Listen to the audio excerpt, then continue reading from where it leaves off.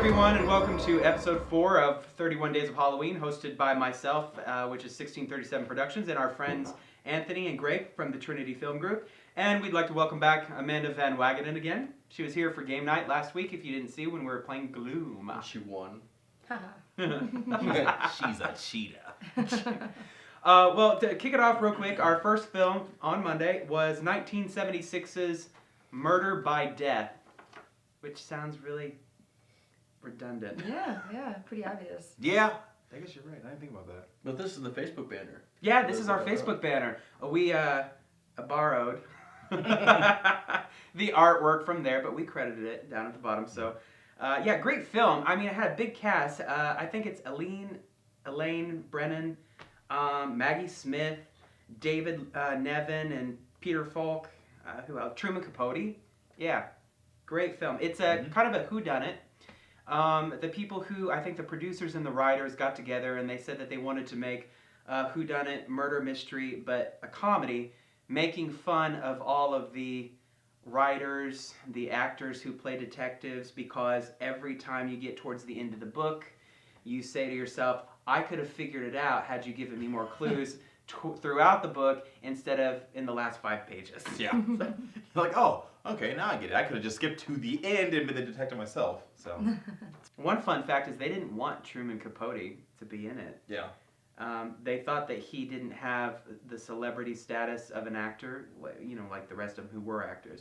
But it ended up working out really well. I mean, he wrote In Cold Blood and was pretty famous, so now it's funny. Yeah, and it's one of those things now is like people recognize this film with his name being in it. You know, it's like, oh, I'm going to watch that now because, I mean, you're not going to find too many films that he acted in really at all, so. Great film. Slapstick, comedy, whodunit. Very, very witty, so you have to watch it. Tuesday's film from 2012 is Cabin in the Woods.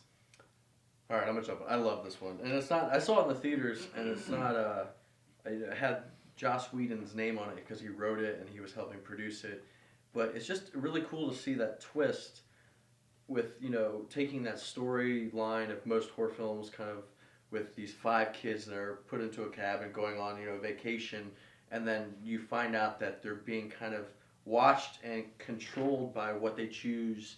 The monsters are going to be given to them. And it's really cool to see that twist. And I thought it was really fun. Had some really good scares, but it was just a fun way of seeing the story being told a new way. Yeah, I mean, as a passion project for Joss, it's something I didn't even know was ever in theaters. Like, I think everybody saw it in theaters. You didn't see it? Yeah, I feel like I did. Okay, so everybody saw it except for me. So I saw it on Netflix because just the word of mouth was so huge behind this film that I had to watch it. So I didn't know what it was. I was still living in New York at the time, and a friend called and said, hey, let's go see this film Cabin in the Woods. And I was like, I don't know. And they said, it's a horror film. Okay, I'll be there at 7. 92% approval rating on Rotten Tomatoes, so. Yeah. If you go to Rotten Tomatoes, it's 92%. It's pretty good. That's really good. Wednesday's film was Sleepy Hollow from 1999. Johnny Depp, Miranda Richardson, Christina Ricci, Christopher Lee at the very beginning, and then Christopher Walken. Yeah. Oh, yeah. You want to talk about his teeth first? You guys are all going to talk. Well, I mean, to me, first off, Johnny Depp, there's just the way he plays the character. It kind of makes me think back to the Disney cartoon. Just kind of, he's just such. He plays it so well and so, like, scared. Didn't he want the big ears and the big nose, too? And yeah, that's what I think we were talking about before. He did wanted that, but then I guess... Paramount said no. And he also had other ways. I think you talked about who did he want to play it. He played it after... He watched the 70s murder mystery Death on the Nile and paid attention to Angela Lansbury's performance. She plays, like, a novelist drunk, so she's kind of all over the place and crazy. But he plays it But well. it makes so much sense, though. I mean, if you were to look at, like, the Disney film... Yeah, how Joby Ichabod is in that. But Christopher Walken stands out to me, and just how it's Christopher Walken. That's all I'm gonna say. It's Christopher Walken. Ooh, did you know this is something fun I found out? The horse that he rides. So when you see him on a real horse, it's not him. It's a stunt double. He can't ride horses, and he's scared of them, I guess. So the horse that he's on in up close, full frame shots or close-ups, he's on a mechanical horse. And it was the same horse that they used in National Velvet, starring Elizabeth Taylor. when she was young. I don't know when that was, back in a long time A ago. long time ago. Yeah. I wonder what made them say, let's use that horse. Like, you couldn't have built or found another horse at all? Well, I know. I thought it was funny Still that working. they were, Let's use it. Yeah, seriously. Like, they were like, we're repurposing something, and the budget was, what was the budget? $100 million. $100 million, but they needed to repurpose something. Yeah. Tim Burton was like, we're gonna build faces. We're gonna put authentic hair in these casts. Yeah. But I want to reuse that horse. I want to reuse that horse. Well, speaking of repurposing and using things to make them look real, Mm. their set was actually built in the middle of a field. The whole town was built in a field. So it's That's actually crazy. a real place. I thought that was really That is really cool. interesting. Yeah, like they built a town. Well, when you think about it, I guess really, I mean, none of the town or anything is CGI or computer generated. Yeah. I mean, I never thought of that. That's really cool. Well, Yeah. especially I think we talked about the ending, how when they finally go back to New York. Yeah, that's Or- and the well, I sun mean, comes out. Yeah, yeah. the sun's coming out, but then it starts snowing in New York, and they have some rosy cheeks then, and they look happy. And that scene, like when I just love that when Johnny Depp gets out of the carriage and he puts his hand out, and Christina Ricci comes out in that dress. That I call it the Beetlejuice dress. Yeah, the That's Beetlejuice what it dress. makes me think of because it's the white and Oh, black yeah. referee style. Yeah. So cool. I love that. Speaking of Beetlejuice, Yeah, that was Thursday's film from 1988. Guys Go always ahead. look at me first. I know. you gotta I just love this. I mean, Tim Burton. tee it I'm off, a man. huge fan of Tim Burton, and I think he does a great job with all of his films, with just creating a style and things like that. But just being one of his earlier ones Mhm. and working with Michael Keaton, the cast overall was great. But he does a really great job of making them bring these characters to life. And I always think of Michael Keaton's character as Beetlejuice because you forget it's Michael Keaton. You're like, yeah, this like, guy is that's Beetlejuice. Yeah, that's all and you it's know. just the way his voice, his mannerisms, and just like his just style. It's just really cool, especially like in the underworld.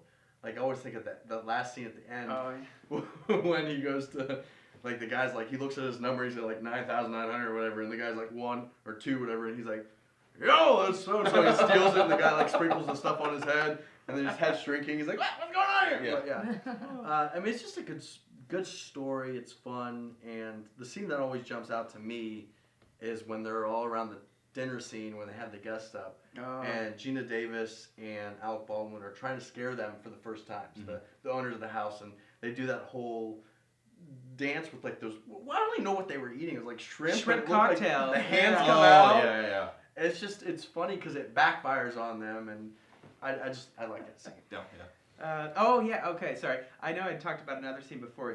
I just love her, Catherine O'Hara, where her stupid sculptures. After that all happens, and then they kind of don't believe.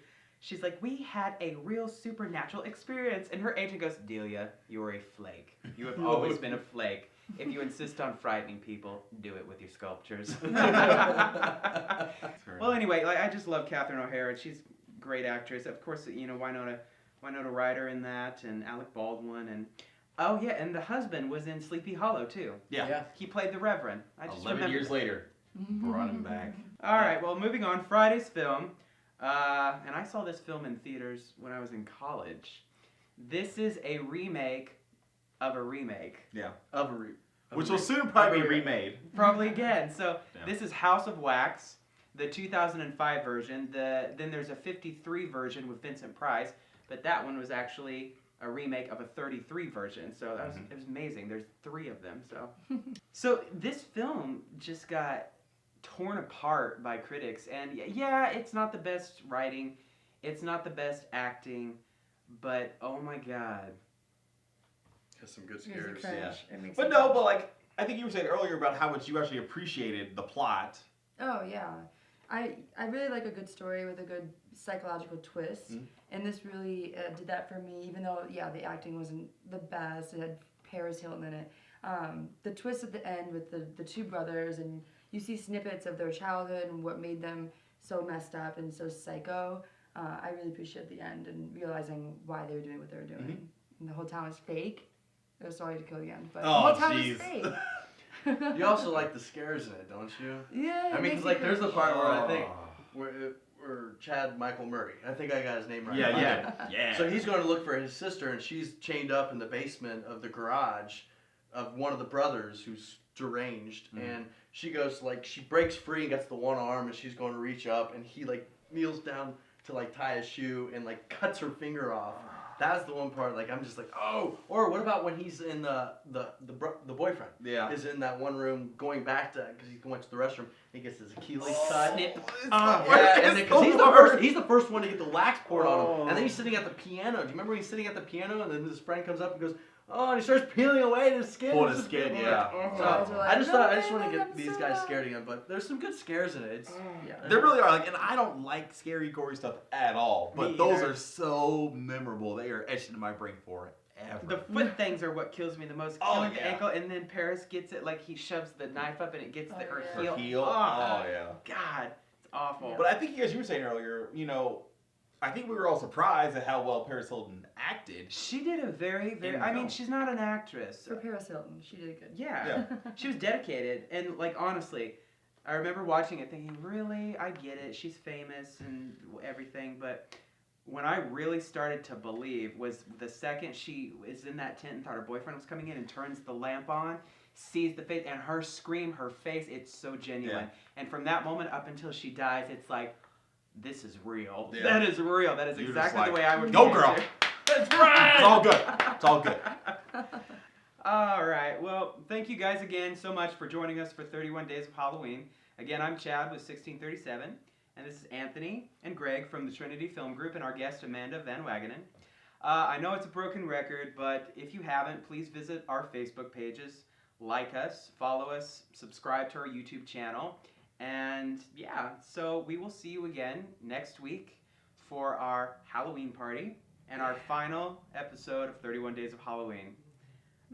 Yeah, woo, woohoo! We All right. made it. We made it. All right, so this week we'll have them surprise us, you know.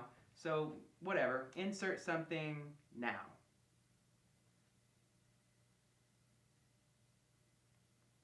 Really? what? That was awful. You're fired.